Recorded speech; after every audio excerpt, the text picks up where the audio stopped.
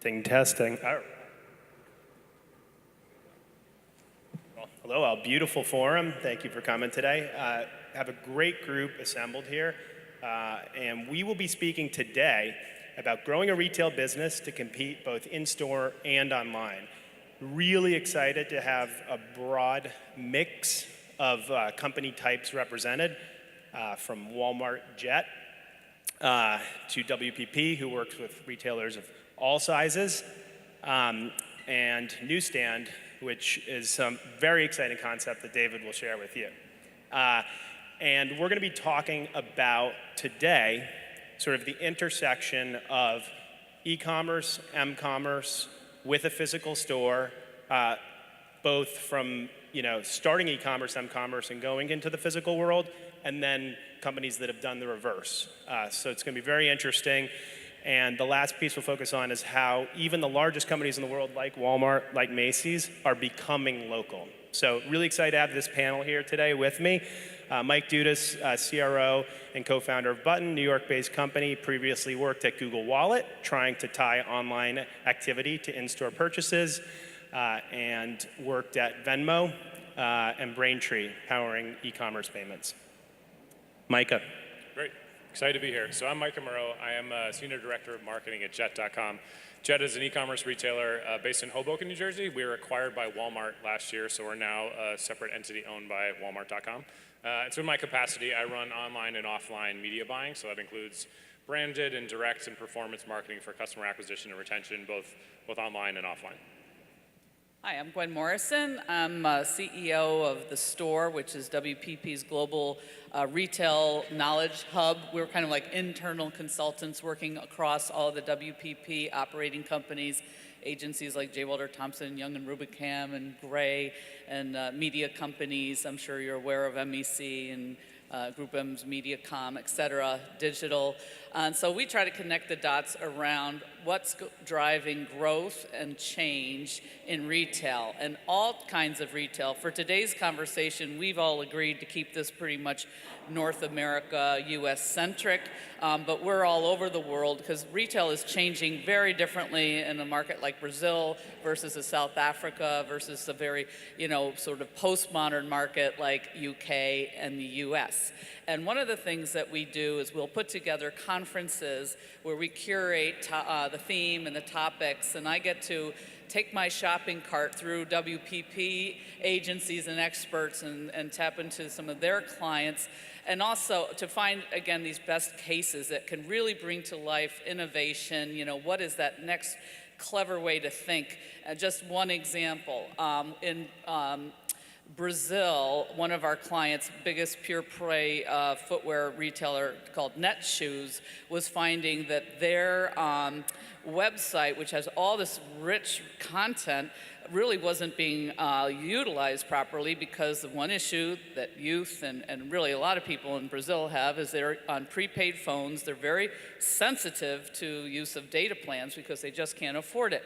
So one of our companies made a deal with the big telecoms and say, we're going to pay for that data. So when consumers land on the Netshoes site, when they land on that site, it's automatically paid for. So it's just, I'm always looking for those kinds of, it seems simple, but it was so innovative and breakthrough at its time. No one had done that before. And I also look outside of WPP for inspiration, and I was very intrigued by my friend next to me, David Carson, who had launched with partners the newsstand. And David, why don't you, because David came to our conference as well recently, WPP hosted event, so why don't you tell the audience a little bit about the newsstand, because I think it really does showcase the need for transformation and reinvention of formats that we can't take for granted anymore. Hi. Is this on? No? Yes? Not as much as the other. How about this one? Yes. Hi, how are you? I'm David Carson. I am co-founder and CMO of a new company called Newsstand. We've been around for about 3 years now. We launched our very first stores about a little over a year and a half ago now.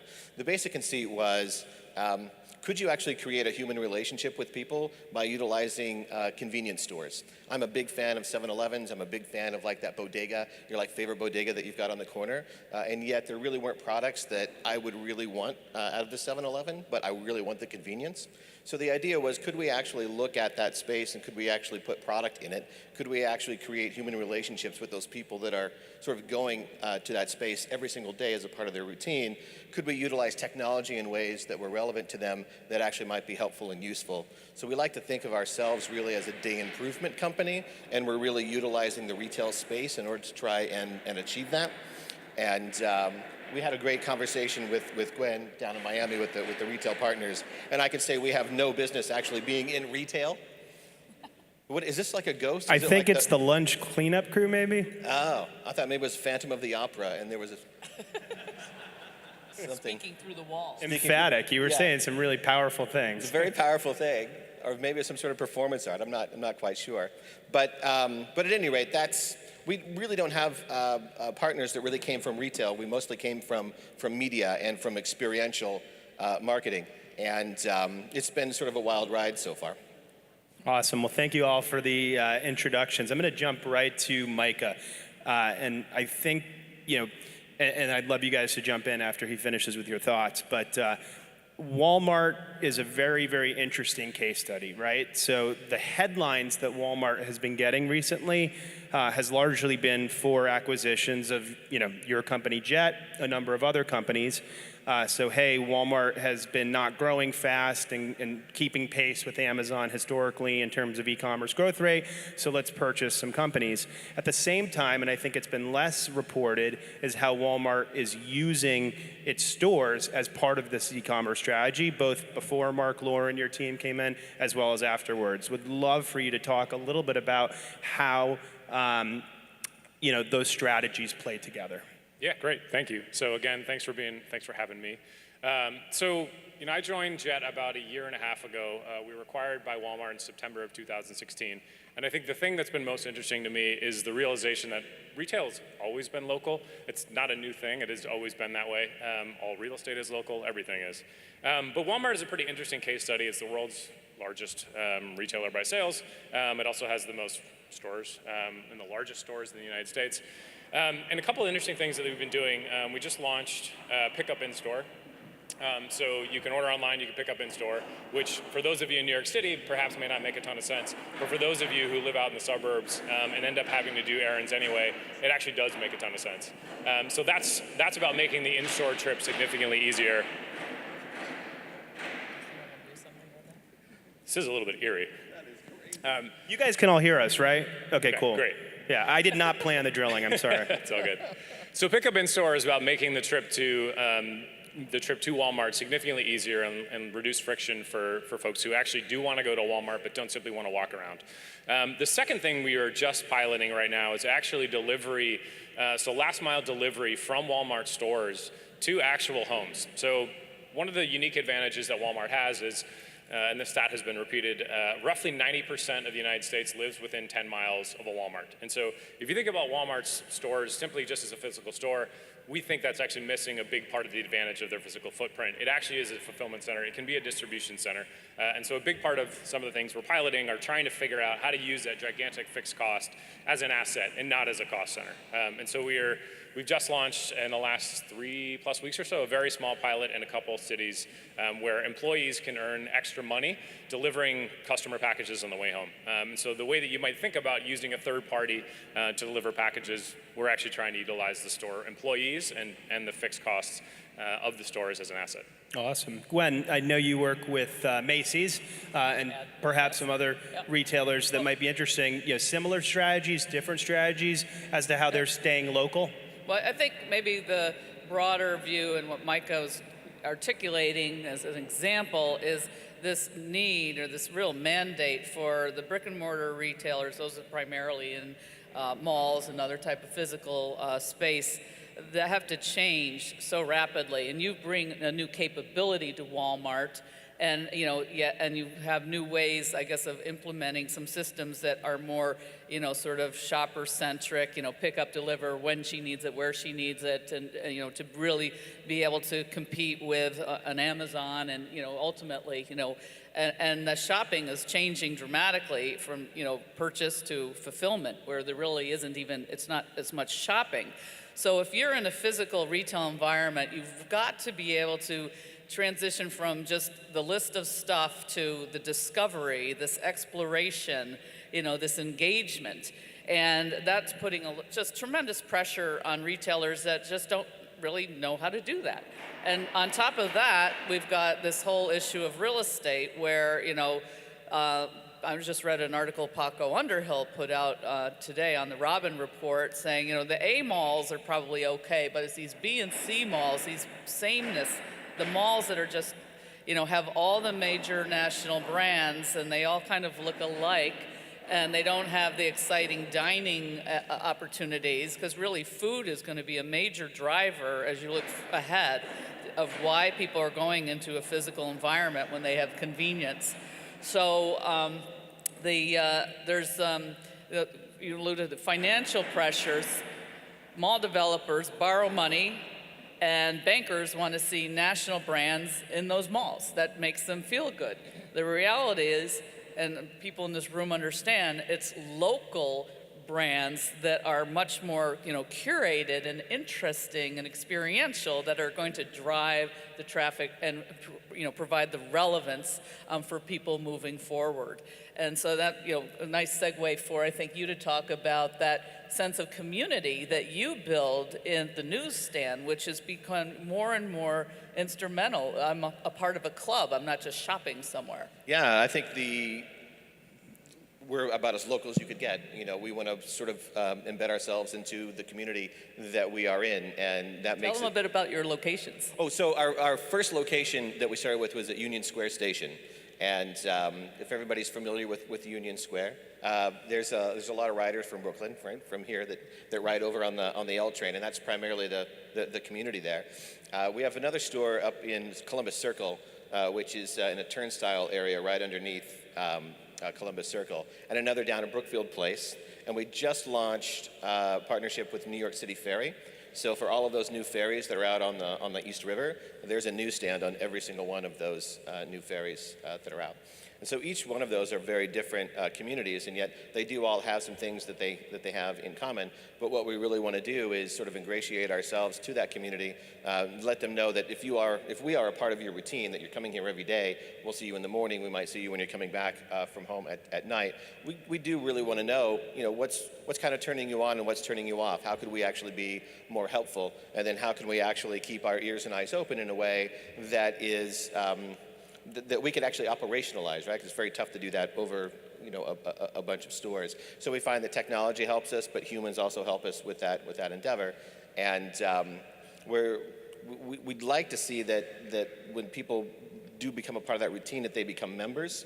And it's a way for them to actually pay less at the stores. When they come in, they can grab stuff and they can go. It's a much easier experience for them. But we found that by spotlighting some of these members, they're actually kind of cool. There's a lot of really cool people out there. And when we sort of introduce them to each other and sort of get them together as well, it's kind of a unique experience. And we're finding that those people stay incredibly engaged with that particular store and with that community. And we're proud of that, and we're looking for ways to help scale that as we grow. Neat. And there is sort of a CRM element, a database? Yep. Yeah, absolutely. The CRM is really based on those members, and there's an application, and that's how you become a member. So the CRM bit is really, what is it that you like to read? Every morning we'll send you out a digest, and at night we'll send you another digest. There's a music playlist that comes out every single day. There are offers that the store has, something called High Five, where if you buy these certain products, there'll be certain prices, either a great product for a great price or great points for loyalty program. But we start to understand then what it is that you like to buy, what it is that you like to read, the music that you like to listen to. And we're constantly listening to that and building a nice infrastructure so that we can utilize that to make the experience better. Great. So sort of from the other perspective, we've seen a lot of brands over the last 5 to 6 years that started first as e-commerce, m-commerce brands, right? Bonobos, Warby Parker, Rent the Runway, that are now opening physical stores. And I'll sort of throw this out to the group, but you guys are much more experienced than I am in retail in aggregate. What are some of the key considerations that a brand would take, once they've sort of established themselves online? What are some of the key motivations that would cause them to open in-store locations?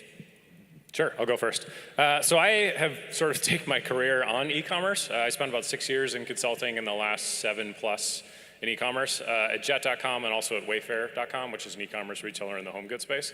So it's a little weird for me to think about physical retail. That said, I think we would be naive to think that it's not an asset. 80+% is still in brick and mortar, and I'd expect that that's probably never going to get down to less than 50. Like it's just not. It's not the way that the American economy works. It's not the way that America necessarily works.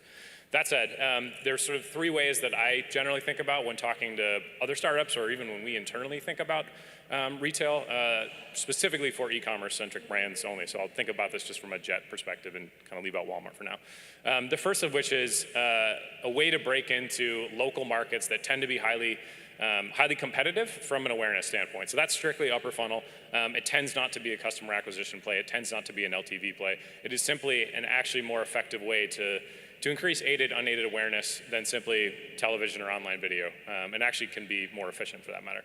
The second of which is thinking about it strictly in the way that you would think of traditional physical retail, gross sales or gross profit per square foot, so it is a profit play.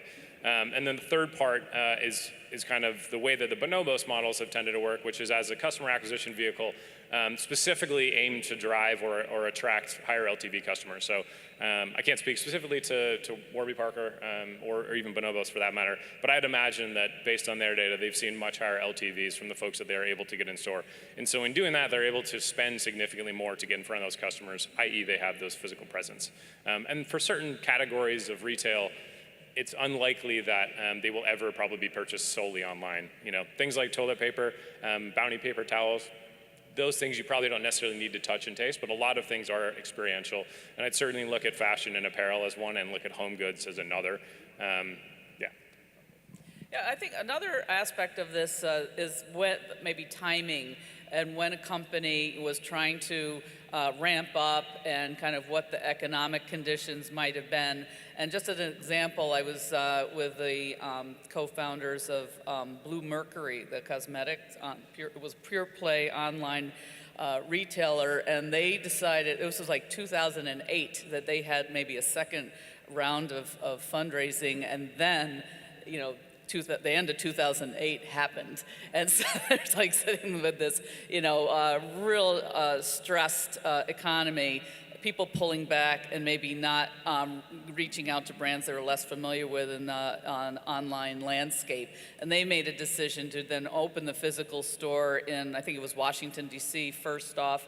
And then they're surprised to see a Sephora open right next to them, which kind of like scared them, but it actually worked out. Then they opened a store in Philadelphia, and they could do more spa, and then they could get much more into, again, that experiential aspect of their brand, and cosmetics really lend themselves to that. And as a category, I should add, Sephora does a terrific job, like in brick and mortar, but also online, of giving that advice, that exploration, advocacy, so they're really looking at the different, tablet versus mobile versus in-store, and then a digitized display and consultative component that is driving consumers all the way through. So then you end up with a portfolio, and you say, now how are we using these different kinds of capabilities, and how are we seeing the evolution of the shopper in this category, and how do we be relevant across the touch points? So there it's a matrix really of where do you need stores, where are they going to be most productive and efficient, versus how are we being as convenient, and how can we have really a personality in our business so that every word that's on a website is part of our attitude, or like in the case of a Zappos, the joke.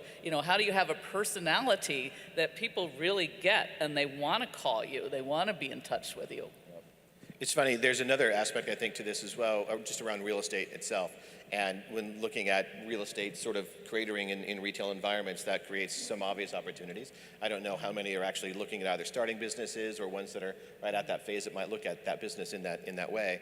I know for us, we're looking at very specific types of spaces. We're looking for how can we be in a place that has a lot of people in it where they already are, and how can we take the smallest footprint possible in order to make the most impact. And then how can we partner either with that retail, with that developer or with that company? And how can we try and keep that as CapEx less intensive as possible? And it's an interesting model, but we've started moving into airports recently as well, which is different from that. But I think there's a lot to be said for the type of real estate that actually is either just now becoming available, right, or retail that will become available a little bit later. And that might provide some interesting opportunities at a local level that people weren't necessarily looking at before. Awesome. So David, a question for you. We've talked a lot about large businesses and how they think about omnichannel, online, mobile, and in-store. As you think about smaller businesses, right? There's been just an explosion in every vertical you look at. In the past, it was around information, being listed, whether it was Yext or others who could list your business in a bunch of different directories. I know there's a lot of folks from Yellow Pages and other companies like that here. But it seems as if we're taking that next step where you can actually participate as an SMB in marketplaces. So I can participate as a restaurant in Seamless, DoorDash, Delivery.com, Uber Eats. What are some considerations as a small business? And it doesn't have to be restaurants, but maybe a vertical that you have focused on and considered as to whether I should or should not focus only on my in-store business or participate in those marketplaces. I think the way that we would look at that is because it's a community, right, that we're trying to have these personal relationships with, and the ability to give members different experiences. Right? So the ability for a member to take your membership card and to go somewhere else to actually use it and be advantaged in some way, that's like a great connection. I actually really like the business that you're in right now, where I'm really trying to, there's this weird thing that happens when you're on an app and you want to be able to like link out to something else. And I see a lot of local businesses, right, that could actually utilize that. When I think about my business and being able to take like a Joe's Coffee and the ability to actually take like our members and for them to take their membership card to walk in and to use the points to pay for their coffee at Joe's, those types of transactions I think are very important for us. And we see that actually growing more and more as we start developing more relationships with these companies. But technology really needs to be there, right, for us to do that. And that's sort of easier said than done. Totally. So just because you mentioned Button, we basically do lead gen for businesses that transact on e-commerce or mobile commerce, but the cost of acquiring customers, SMB customers, is very high. So we typically do lead gen through marketplaces like Grubhub, Airbnb, you name the marketplace, and you name the vertical, hotels.com, OpenTable, because our cost to reach that SMB would be too expensive. And then we connect those aggregated marketplaces, which include those SMBs, to massive publishers who can act as lead gen and put advertisements in front of readers of big publications like Huffington Post and some of the biggest shopping apps out there like Ibotta, Retail Me Not, et cetera. But it's a challenge at scale to get that SMB featured in marketing and mobile and e-com. Any other thoughts on that topic? Well, what you were describing then leads to a conversation on commerce and content and social commerce. I mean, this is now getting it's getting very exciting and very complicated. And I'd be interested to hear how you navigate a world like that. How do you keep your eye on the ball on the day-to-day, doing it with everything and keep testing and learning? Yeah, very good question. Jet.com, we're a large e-commerce marketplace. We spend a lot of money in a lot of traditional digital channels that you would expect. Google search, Facebook advertising, Pinterest, display advertising, as well as offline TV, out of home, direct mail. So we're in most of the channels you would probably think of.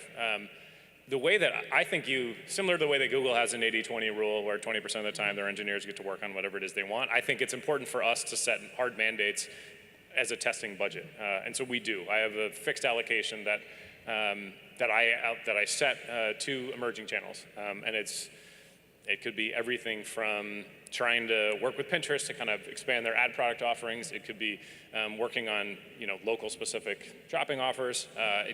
You name it. We're generally in and around those arenas. But I think without a discipline of just saying this is what we're going to do, you simply won't do it because you can always spend more in search, for example. I was at it was a global department store forum in Toronto 2 weeks ago, and talk about a scary room to be in, because I mean the sky is falling on a lot of these organizations. They know they have to change. It's the rate of change that they're trying to get a handle on.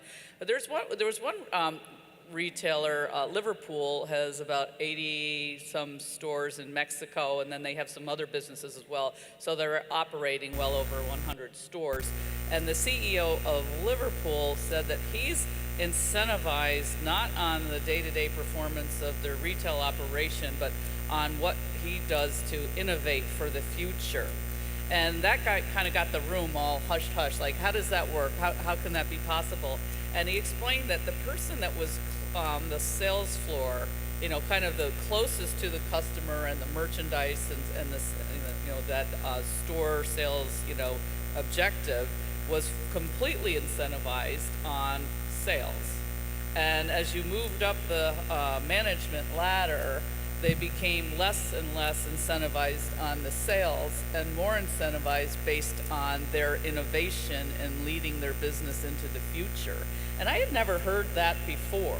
But I know with the Google, the 20%, 80%, and I know there's been some debate about, is that really happening, or is that your night job, or whatever? It's probably more like 120%, yeah, to be honest. Exactly. I just thought it was a different, I think Mike could probably attest to that. I can confirm that. It's like a different way, but they have to think and manage into a different business model, which is extremely hard to do. That's a great point, actually. And so to be fair, we actually have very different performance targets. So when we think about marketing channels or different types of ways to acquire customers or even get your brand out, I think of it the same way you'd think of a different portfolio of businesses, some of which are at varying levels of maturity and some of which are at varying levels of efficiency. Certainly for a lot of the newer channels, I don't expect it to have the same level of payback as or performance as other channels, because otherwise, again, you just wouldn't do it. There's a Q&A sign I just want to point out if anyone had a question. If we do have a question, there is actually one question I wanted to ask. We've gone kind of outside in. I'd love to go inside out in terms of, sort of best practices. I know Walmart is doing some really interesting things with in-store technology, whether it be mapping and other things to sort of tie back to the device. Maybe a quick overview of some things there, and then maybe any quick best practices on sort of in-store technology recommendations, and it can be SMB or enterprise. Maybe a lightning round. Sure. Well, lightning round. One of the things I'm most interested in is it's a company called People Pattern. I don't know if anybody's familiar with them. They're based down in Austin, Texas. And they've been really kind of fascinating for us when thinking about CRM. As we start to get to know who the members are, we do have a personal connection with them through the application and from them coming into the stores. But there's so much more information that we could have available to us that actually helps us make that experience better. And we found People Pattern has this really great stitching ability to create an even deeper CRM for us, which is great. But we're also looking at that for the actual staff of the stores as well. So in the same way, it's sort of like a bottom-up culture for us, where everybody that's in the store has to have a level of awareness that, you're trying to make somebody's day better, right? So that's job one, right? Selling them something is not necessarily the point, because people will buy things because they need them, right? And you'll get them there. But trying to utilize that same technology as well for the staff is also kind of interesting. You can find out what kind of motivates them in very different ways. So being able to utilize that not just for the customers, but for internal has been kind of interesting for us. It's sort of turned us into a new company. Love it. So I'll go really quickly. I fundamentally still think that retail is a people business, and so a big part of what Walmart is doing is giving a lot more freedom and empowerment, frankly, to their employees, so that the Walmart stores that you may have gone to 5 years ago, I can promise you, is not the same experience that is the ones you'll go to today. That's not a plug, that actually is a true thing. But on the technology side, Walmart, basically has been a leader in the technology space for a long time. Most people just probably don't know it. Most of the leadership has been on the supply chain and kind of fulfillment logistics side of things. That said, there's a lot of work that we've been doing internally, and particularly in the store side of things, around mapping technology, around understanding fulfillment and inventory, demand forecasting, flow layout of stores, in addition to testing a lot of new concepts like a grocery-only specific store. For those who don't know, Walmart is actually the world's largest grocer, which you may or may not know that. But there's a lot of work that we've been doing to think about how do we continue to try to own that space in the growing years. And then working with local offers and local payment systems to try to help bring or sort of reduce the convenience and friction, and increase the convenience for a lot of the Walmart shoppers. I guess I'd add to that as I look at this high-tech, high-touch balance that I think retailers have to be aware of, and because it is a people business. And then what's the number one thing that people look at in a store? Does anyone know? Take a guess. Other people. People look at other people. That's the most disruptive. That's what takes the eye off the display. That's the speed bump in the aisle. It's looking at other people, which is an indicator that people want to go out and shop. It's then how does that kind of keep evolving as fulfillment and whatnot. And just another facet of this it's important to touch on is that can that shopper participate in the values that your organization has? You mentioned the operations, your sustainability platform. I mean, it's that's the push towards those vendor brands to align with your purpose. When it comes to sustainability and efficiency, how can you get a shopper to participate with that? Because that is really important. It is important. Those high-touch areas, I think, is also a good best practices. As we're getting into more autonomous ways of shopping, that's becoming kind of icky for some people, right? Like there's something that actually has some high touch, something that actually has a human, actually has some value, and trying to make sure that the customer knows that they're being dealt with on a very human level is very important. I think sales shows that. Excellent. Well, a round of applause, please, for Micah, Gwen, and David. Thank you so much, guys. Thank you, Mike.